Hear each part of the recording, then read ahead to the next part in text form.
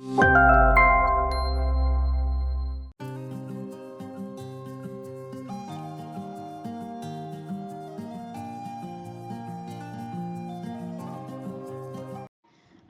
வணக்கம். நம்ம திருக்குறள் பற்றி பார்த்து கொண்டிருக்கின்றோம். அதில் வான் சிறப்பின் 8வது பாடலான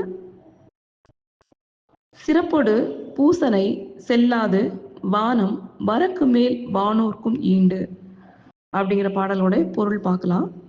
இதில் ஒரிஜினல் மீனிங் என்ன அப்படின்னா, வானமானது மழையை பொழியலை அப்படின்னு சொன்னா இந்த இந்திர விழா அப்படின்னு சொல்லி முந்தி நடக்கும். இந்திரனுக்கு பூஜை பண்ணுவாங்க. இந்திரனுக்கு பூஜை பண்ணி மழை பொழியும் பொழுது அந்த நீரை வந்து பார்த்தீங்கன்னா எல்லார் மேலேயும் வந்து ஊற்றி ஊற்றி விளையாடுவாங்க. இந்த இந்திர விழா வந்து சிறப்பித்து விளையாடுவாங்க. அப்போ தேவர்களுக்கு நம்மளுடைய என்ன சொல்றது, குலதெய்வ பூஜை இந்த மாதிரி எல்லாருக்கும் வந்து பூஜை பண்ணுவாங்க. எப்போ பண்ணுவாங்க? மழை பொழிந்து செழிப்பாக வந்து அது அறுவடை வந்து கிடைக்கும் பொழுது நன்றி சொல்லும் விதமாக எல்லா நம்முடைய தெய்வங்களுக்கு வந்து பூஜையெல்லாம் நடக்கும். அதை படைத்து அந்த நன்றி செலுத்தும் அந்த பூஜையெல்லாம் நடக்கும். வெயில் காலத்தில் நிறையா வந்து அந்த உடல் உஷ்ணம் வந்து தணிக்கிறதுக்காக நீரை வந்து பாய்ச்சி இந்திர விழாலாம் கொண்டாடுவாங்க. ஸோ இந்த மாதிரி பூஜையெல்லாம் மழை பெய்யலை அப்படின்னா இந்த உலகத்தில் வந்து செழிப்பு உண்டாகாது. செழிப்பு உண்டாகலைன்னா நம்ம அதை வந்து இறைவனுக்கு படைக்க முடியாது. படைச்சா தானே வந்து அந்த பூஜையை நன்றி சொல்லி நம்ம வந்து அந்த பூஜையெல்லாம் செய்ய முடியும். அது செய்ய முடியாது. ஸோ நம்மளுக்கு குடிக்கவே தண்ணி இல்லைங்கும் போது அந்த நீரை வந்து பாய்ச்சி நம்ம அந்த விழாலாம் நம்ம கொண்டாடவும் முடியாது. ஏன்னா வெயில் காலத்தில் நிறைய உஷ்ணம் இருக்கும். அந்த நீரெல்லாம் பாய்ச்சி அந்த அந்த விழா வந்து சிறப்பாக கொண்டாடுவாங்க சில நாட்களுக்கு. இப்போ அதெல்லாம் வந்து கொண்டாட முடியாது. அந்த இறைமார்களுக்கு வந்து தேவர்களுக்கும் பூஜை வந்து நம்ம செய்ய முடியாது. அதுதான் இதோட ஒரிஜினல் மீனிங். நம்ம ஆன்மீக ரீதியாக நம்ம பார்க்கும் பொழுது, சிறப்பொடு பூசனை செல்லாது வானம் வரக்கு மேல் வானோர்க்கும் ஈண்டு. சிறப்பொடு பூசனை, நம்மளை நாமளே செல்ஃப் அனலைசேஷன் பண்ணணும். செல்ஃப் அனலைஸ் பண்ணி செல்ஃப் ரியலைசேஷன் பண்ணணும். உள்ளுக்குள்ளே போய் நம்மளை நாமளே ஆராய்ச்சி பண்ணணும்.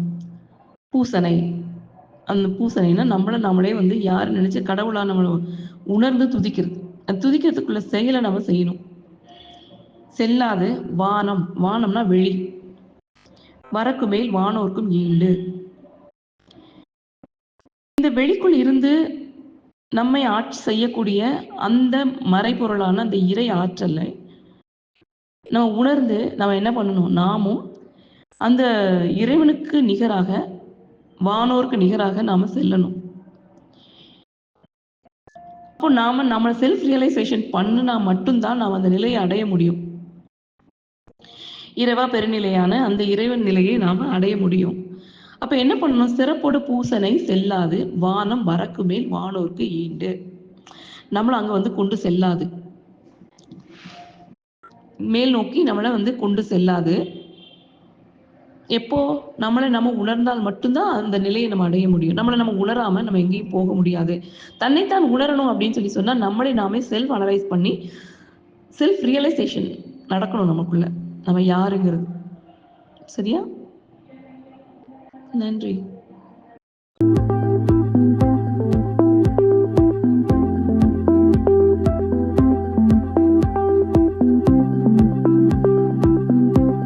வணக்கம் மாஸ்டர்ஸ். நம்ம இப்போது கபீர் தாசரோட தோஹாவை பார்க்க போகிறோம். இந்த தோஹாவில் வார்த்தைகளின் முக்கியத்துவத்தை பற்றி சொல்லியிருக்கார். நம்ம பேசுகிற வார்த்தை விலை மதிப்பு இல்லாதது. இதை பற்றி இயேசு கிறிஸ்து என்ன சொல்லியிருக்காருன்னு பார்க்கலாம். வாய்க்கு உள்ளே என்ன போகிறதுன்றதை பற்றி கவலை இல்லை. ஆனால் வாயிலேருந்து வெளியில் வர்றது தான் உன்னுடைய வாழ்க்கையை நிர்ணயிக்கும், உன்னோட தலையெழுத்தையே நிர்ணயிக்குன்ற. வாய்க்கு உள்ளே என்ன போகும்? சாப்பாடு போகும். சில பேர் இஷ்டத்துக்கு சாப்பிடுவாங்க, வீட்டில் சாப்பிட மாட்டாங்க, வெளியிலெல்லாம் சாப்பிடுவாங்க. அதனால் சில பாதிப்புகள் உடம்புக்கு ஏற்படும். ஆனால் அந்த பாதிப்புகளை விட வாயிலேருந்து என்ன வருது? வாயிலேருந்து வார்த்தைகள் தான் வரும். அந்த ஒரு வார்த்தையும் விலை மதிக்க முடியாதது. ஒரு வார்த்தையை பேசுறதுக்கு முன்னாடி ஹிருதயங்கிற தராசுல நிறுத்தி பார்க்கணுமா, அதோட மதிப்பு என்னன்னு பார்த்துட்டு அப்புறம்தான் பேசணும் அப்படின்னு இந்த தோஹாவில் கபீர்தாசர் சொல்கிறார். தோஹாவில் என்ன சொல்கிறாருன்னு பார்க்கலாம் வாங்க. बोली एक अनमोल है जो कोई बोले जानी ये तराजू तौली के तव मुक बाहर आनी. போலி அப்படின்னா நம்ம பேசுகிற பேச்சு, நம்ம பேசுகிற ஒரு வார்த்தையும் அனுமோல் அப்படின்னா விலை மதிப்பில்லாத ரத்தினமாக. நம்ம ஒரு மனுஷனோட வாயிலேருந்து வர ஒரு வார்த்தையுமே விலை மதிக்க முடியாத ரத்தினமான ஒரு ரத்தினக்கல் மாதிரியாம்.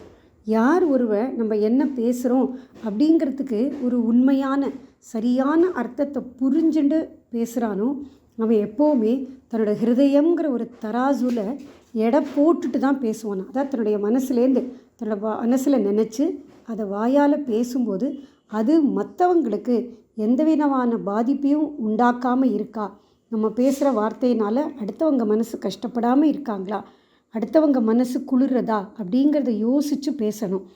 மற்றவங்க மனசு குளிர்ற மாதிரி பேசும்போது நம்மளுடைய ஆத்மாவுக்கும் ஒரு சந்தோஷம் கிடைக்கிறது, அதே மாதிரி கேட்குறவங்களுடைய ஆத்மாவுக்கும் ஒரு சுகமும் ஒரு அமைதியும் கிடைக்கிறது.